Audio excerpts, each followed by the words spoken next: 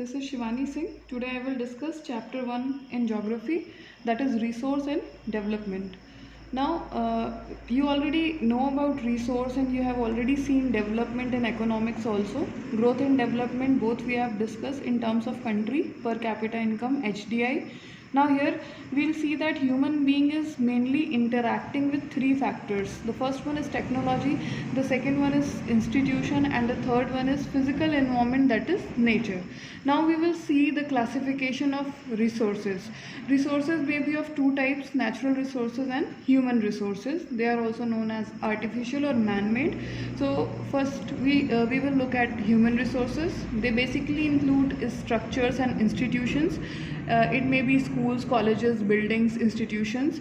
And the second one is quality and quantity. Human made things are basically quality rich and quantity rich. Now let's come to the natural resources. They are renewable and non-renewable. Non-renewable resources are those resources which, if used at a very high rate, they will be depleted and we are not going to get them back. For example, fossil fuel, coal, petroleum. And renewable resources, they does not deplete. Okay, renewable resources are of two types, continuous resources and biological resources. Continuous resources that we can get on the daily basis. Continuously we are harnessing those resources, that is sun, water and wind, solar energy, hydro energy and wind energy. Second one is biological resources. This is completely natural, which includes wildlife and vegetation. Now let's see non-renewable resources. They may be recyclable and non-recyclable. Recyclables includes metal, plastics, etc. And non-recyclable means fossil fuels that we have already discussed, coal, petroleum, etc. Let's move on. Further classification of resources, we can see the first part is basis of origin, that is biotic and abiotic. Resources can be living and resources can be non-living also.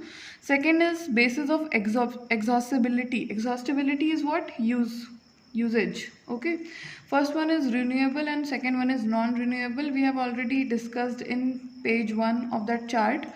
Based on ownership, now this one is important, this you haven't studied yet. This is, first one is individual. Individual, that means a resource is belonging to a particular single person, that is a farmland or a pasture that belongs to one person. Community, grazing ground can be a resource of community. Village pond is used by a community belonging to that village. National resources include national roads, canals, railways, etc. Fourth one is international resources. These includes the EEZ. What are EEZ? They are exclusive economic zones, which includes the coastline that is shared by different countries. Now, based on the status of development, this one is also very important. First point is potential, found but unutilized. That means resources are present. We know that they are present, but we are not using that. Example, Rajasthan, we can see that solar energy is there, but no one uses it. Gujarat, wind energy is in ample amount, but it is not used. Now let's move on.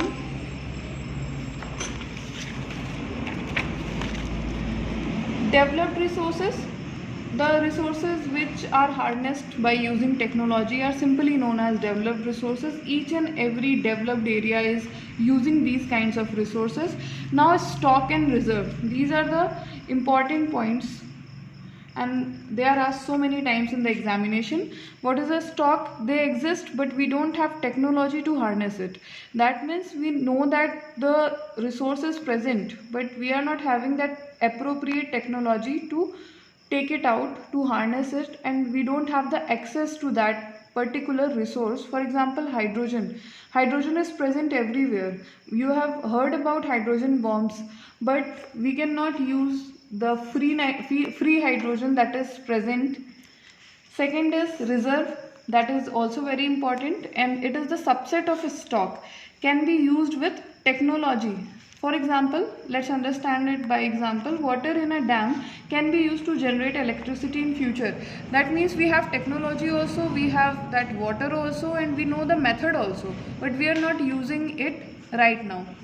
we will use it in future, that is reserve. Stock, in stock we don't have technology, but in reserve we are having the technology, but we are not using it at this present time. Problem of resource development. Now we have seen the types of resources, classification of resources, but there are some problems regarding the resource development. Depletion of resources. Example, non-renewable resources. We are using the resources at a very fast pace. So there will be a time when these non-renewable resources will be depleted. Accumulation of resources. Too many resources at one time. There is one area where so many resources are present. So taking out or harnessing one resource from that area will be very difficult. Third point is indiscriminate exploitation of resources, higher use of resource by a particular section of society. That means if people are rich, they are going to get the resource, and if someone is poor, they are not going to have access to that resource just because of lack of money. Let's move further. Remedial measures. Remedial measures, we have seen problems were there with the aspect of resource. Now we are going to see some remedial measures. Equitable distribution of resources should be there. That means if resources are present in ample amount, then they should be equally distributed. Sustainable development, using resource but making it available for the future generation. This is the only factor we are responsible for developing our country. If we don't want to lag behind, so we should follow this criteria of sustainable development. That means we should use things today also, and we should save the things for future also. Now Rio de Janeiro summit that was held in 1992, it passed an agenda that was known as Agenda 21. It was mainly for combating environmental damage, poverty, disease through global cooperation. Now resource planning in India. In India, ample amount of resources are present, but there is a lack of resource planning. So what are the steps that we should take? Identification and inventory of resources. First of all, we should spot the areas where the resources are present. Evolving planning structure endowed with appropriate technology, skill and institutional setup.